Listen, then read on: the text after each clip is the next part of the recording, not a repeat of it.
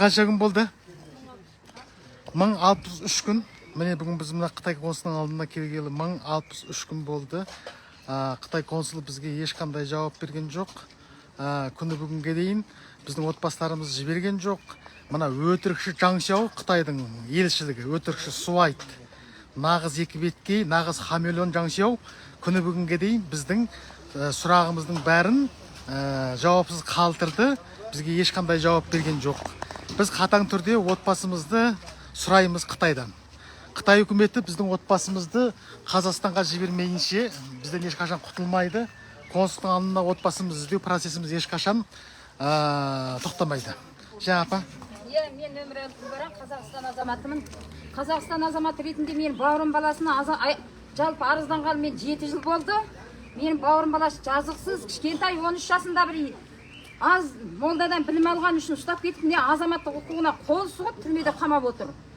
Менің бауырым баласы Айболат азаматты босат Қытай. Әйтпесе мен мына Қытай елшілігінің алдынан кетпеймін. Жазықсыз екенін өзің де біліп отырсың. Қазақтың ұлттың өзінің салт санасы дін деген, дінменен Қытайды қиратқан жоқ мұсылман.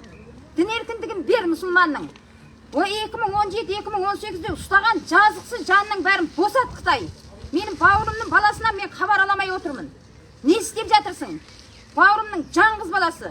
Бауырымның баласы отбасын оралып Қазақстанға келмейінше мен мына Қытай елшілігінің алдынан кетпеймін. Мен 7 жылдан бері жаздың ыстың суығынан қайтпаған адам енді қайтады екен деме. Мен бауырларым үшін менің жаным құрбан. Бәріне барам, мен бауырларымды жібер. Ешкімнің әкесін өлтірген жоқ. Өмірәлі емес, Қасеннің тұқымы сенің бір заң саясатыңа қарсы шыққан жоқ. Бауырым Айболат, баласы Айболат азамат қайда? Не істеп жатырсың?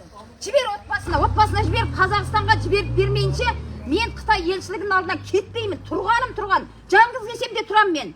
Өнен кейін сол Сарбұлақ ауыл Чатыртал кентінен ұстаған жазықсыз кедей семьяның балаларының бәрін қойы бер. Діннен ұстап отырсың 2017-2018-де ұстағандарыңның бәрі жазықсыз, кінәсіз. Өңкөй анам, Тоқанның баласы, Нұрболаттың баласы, Есбосынның баласы, Мұхтархан молданың баласы Камалбек молда. Содан білім алған, және бір мұншасының атын білмей тұрмын, мен көшіп кеткенде кішкентай балалар болатын. Қойы бер бәрін отбасына.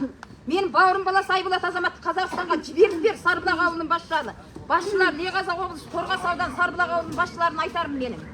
Бәрін қойы бер. Өнімдей мына Леғазақ облысы Текес аудан 4-ші күнше Шолақтайлық ауылындағы Ербол Құштар. Анауда біреудің жаңғыз баласы 97 жылғы жігіт, анау кішкентай 2017-де 6 айда ат-бапта өнерінде жүргенде жұма қабыл болсын деп біреуге жолдағандық үшін сен ұстап қамап отырсың. Естуға барда 12 жылға соттап өтіп, ата-анасына көрсетпейді екенсің осы күнге шейін. Ербол менің құдам, Қасен Ұлтай менің келінім. Бауырының баласы Қасен Ұлтайдың. Ербол Құштарды ата-анасына көрсетіп отбасына жіберуіңді сұрайым, 2017 ұстап кеткенсің. Біреудің жаңғыз баласы. Менің айтарым сол. Және біздің президентіміз Қасым-Жомарт Тоқаев мырза, сыртқы істер министрлігі жұмыс жасаңыздар. Біздің туыстарымызды түрмелерден босатып Қазақстанға әкеліңіздер. Олар жазықсыз. Қытайдың 2017-2018-де кинасистін білесіз, жазықсыз адамдарды қамап, азаматтық құқығына қол сұғып, түрмелерге қамап өлтіргенін өлтіріп болды. Біз бас тартпаймыз. Бауырым баласы бір жазым болатын болса, бүтін түрмеде жатқан біздің қазақ үшін шығам мен. Бауырым баласын менімен хабарласып отбасына жібер. Америка өкіметінен, Біріккен ұлттар ұйымынан, халықаралық ұйымдардан, адам құқық қорғау органдарынан біз көмек сұраймыз. Мен ешқашан бас тартпаймын Қытай. Естіп қой осыны. Бауырларым үшін менің жаным құрбан. Әгер біреуі бір жазым боласа, мен Қытай елшілігінің алдында қанымды шашып беремін. Айтып қойғаным. Жібер, Ербол Құштарды да жібер. Текес аудандағы 4-ші күнше Шолақтайлық ауылындағы Айболат азаматты да босат. Осы жерде тұрғандардың туыстарының бәрін босатуға міндеттісің. Біз қоймаймыз сені. Баратын жердің бәріне барам мен. Енді күтеміз біраз күн. Енді бізді басқа мемлекетте елшіліктің алдынан көресің Қытай. Мен осыны ескертіп қояйын. Мен айтарым сол. Ал Нұржат әке, байтаман тұрыңыз. Қазақстан азаматымын. Мен ағам біресе келмек бәрін деп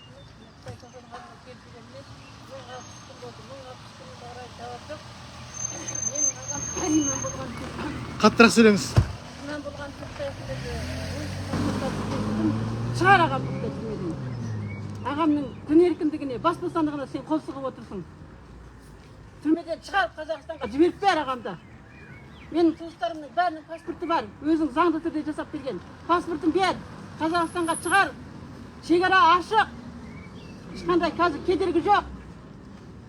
Менің туыстарымның бәрін заңды түрде жасап берген өзің жасаған паспортымды қолдарында бер. Қазақстанға шығар. Менің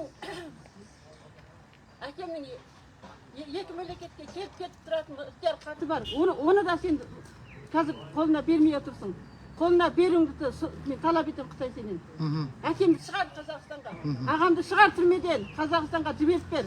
Қазақстанға шығарғаныңса мен осы жерден кетпеймін. Тұрғаным сізде. Кетпеймін осы жерден. Мына Қытай көшенің алдына біз 3 жыл болды тұрғаны. 3 жыл. Және жібермесең және тұруға біз тұра береміз. Тұра береміз осы жерде. Біз Америкадан, халықарадан, республика ұйымынан көмек сұраймыз. Біздің президентіміз Қасым-Жомарт Тоқаев сізден де көмек сұраймыз. Сіздің бір ауыз сөзіңіз, сіз біздің туыстарымыздың Қазақстанға аман есен келуіне қарап отырмаңыз. Сізден біз үлкен үміт күтеміз. Менің айтатыным. Жақсы. Онда мен де сөйлеп жіберейін. Ана жағын тосаңыз, дауыс шықпай. Мына жерін баспаңыз, жоқ, былай баспаңыз. Былай ұстаңыз. Иә. Біз мына Қытай консулының алдына келіп, отбасымызда 1000 қанша болды? 63 күн. 63 күн болды. Қытай бізге ешқандай жауап берген жоқ. Қытайдікі баяғы өтірікшілік, суайттық, екі беттейлік, жауыздық, өздерінің заңын аяқ астында ету. Бұлар нағыз фашист. Бұлар нағыз геноцид істеп отыр. Мына Қытайдың елшілігі Жаңшау деген нақ суайт. Міне күні бүгінге дейін адамның бәрін барымталап, өздерінің заңын көт сүртетін қағазға да татымайтын бір жапырақ осындай дәрежеде істеп отыр. Қазақтың бәрін қырып жатыр ана Қытайдағы.